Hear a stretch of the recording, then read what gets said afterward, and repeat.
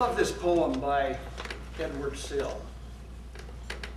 There spread a cloud of dust along a plain, and underneath the cloud raged a furious battle, and men yelled, and sword shocked upon sword and shield. A prince's banner wavered, then staggered backward, hemmed by foes. A coward hung along the battle's edge and thought, had I a sword of keener steel, that blue blade that the king's son bears. But this blunt thing he snapped and flung it from his hand, and lowering crept away and left the field.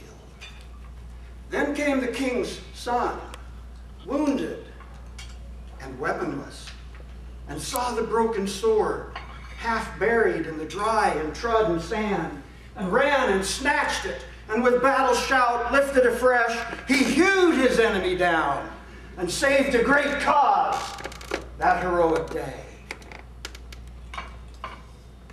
Mr. Toastmaster, fellow Toastmasters, honored guest, life is a battle. But don't you sometimes wonder, who is the enemy?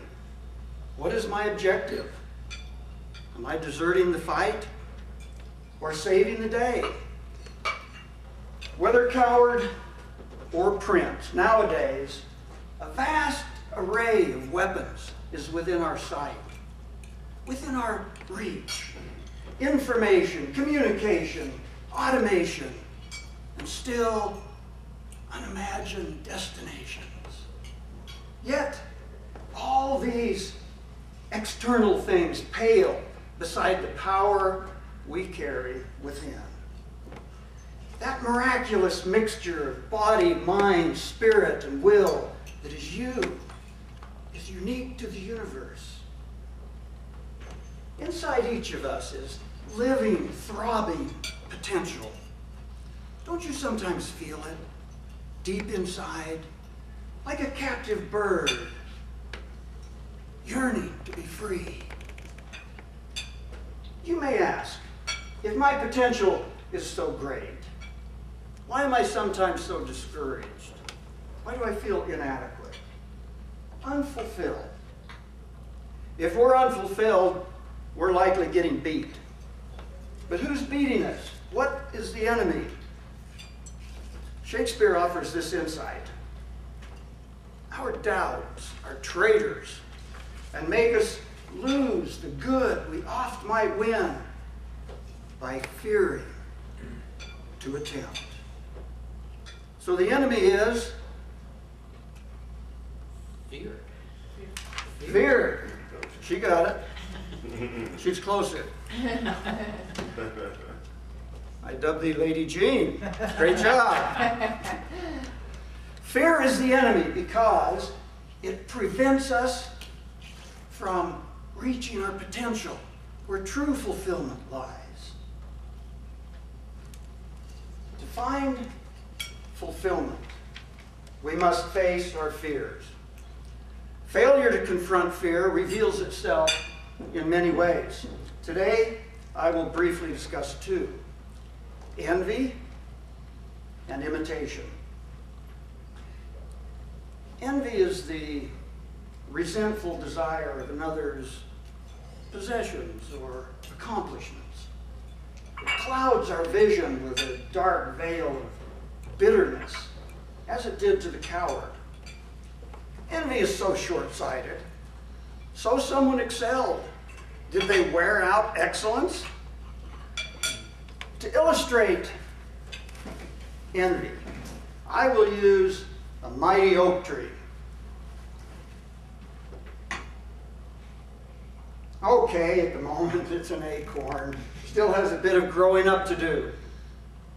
Are we not all acorns or saplings in some facets of our lives? By envying an oak, an acorn loses sight of its own potential, leaving it in the darkness of discouragement, where it may not sprout. Imitation is better than envy because it stimulates action. However, such action is misdirected. cannot dream another person's dreams.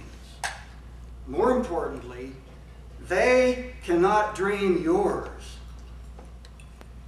If this acorn grows and attempts to imitate another oak, it will consume its strength in misshapen pursuits, limiting its ability to reach its true potential. What a loss to acorn and to forest if it becomes blinded by envy or distorted by imitation. For its potential is no less than the mightiest of oaks. You can count all the acorns on an oak tree, but you can't count all the oaks in one acorn. As it is with acorns, so it is with you.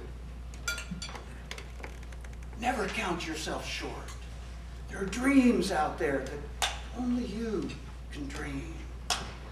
If there are fears in the way, face them and follow those dreams. They're your deepest and truest self. Daring to follow my own dreams has profoundly enriched my life, including most recently joining Toastmasters. Winston Churchill said, "To every man there comes that special moment when he is figuratively tapped on the shoulder and offered the chance to do a special thing unique to him and fitted to his talent. What a tragedy if that moment finds him unprepared or unqualified for the work which would be his finest hour. Life is a battle. Fear is the enemy. Envy and imitation are merely excuses for desertion. Desertion of that unique potential you feel stirring quietly within your soul. Don't suppress or crush it. Let it out. Set it free. Now is the time to snatch those weapons within your reach. Lift them afresh and step forward to seize the rich opportunities and personal fulfillment waiting for you just on the other side of fear." Mr. Toastmaster.